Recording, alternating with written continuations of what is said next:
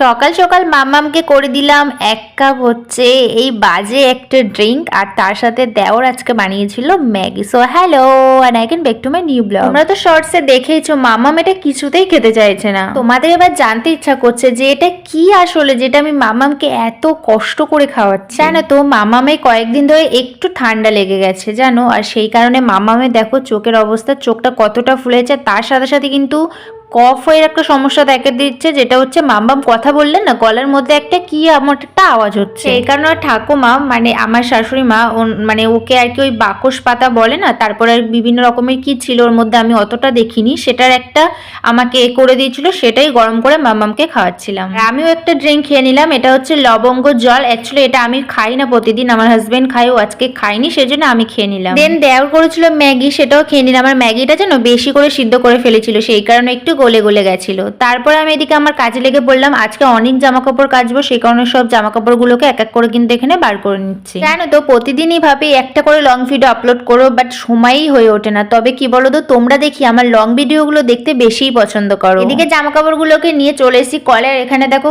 শার্পটাকে ফার্স্টটাকে গুলে নিয়ে সব জামা কাপড়গুলো এখানে বুড়িয়ে দিচ্ছি। আচ্ছা একটা কথা বলো তো, আমরা যে এডিট গুলো করি এত স্পিডে, এরকম কাজ যদি স্পিডে করা যেত কতই না ভালো হতো, তাই না? ওদিকে জামা কাপড়গুলো বুড়িয়ে দিয়ে এখানে এসে দেখি মামাম আর মামামের দিদি একটু ডান্স করছিল, আমি একটু তাদের সাথে মানে ওদের সাথে হাতগুলো মিলে বলছিলাম একটু ডান্স করো, ওরাও আমার সাথে সাথে ডান্স করছিল। জামা কাপড়গুলো ওকে ওখানে বুড়িয়ে দিয়ে কিছুক্ষণ রেখে দেবো যেহেতু, সেই কারণে ভাবলাম যে চলো তাহলে এদিকে রান্নাটাও একসাথে কমপ্লিট করি। জানো তো আমি কোনো কাজ কিন্তু একভাবে করে দেন অন্য কাজে যাই না, মানে একটা কাজ করতে করতে আরেকটা কাজ আমি কিন্তু কমপ্লিট করে নিই, যে একটা কাজ করবো আর একটা কাজ পরে করবো এরকম কিন্তু আমি করি না। তোমাদের যাদের ছোট বেবি আছে তোমরা কিন্তু এইভাবে কাজ করো বাড়িতে, তাহলে দেখবে তোমাদের কাজও কিন্তু তাড়াতাড়ি হয়ে যাবে।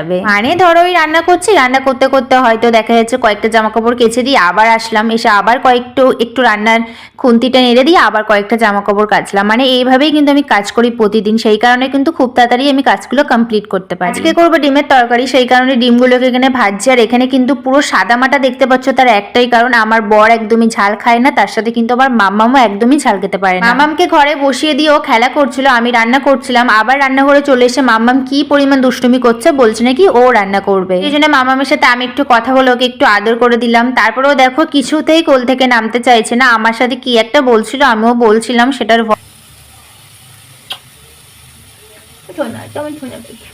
হাম্পি দাও মাম্মাকে, টাকু হয়ে কেমন লাগছে।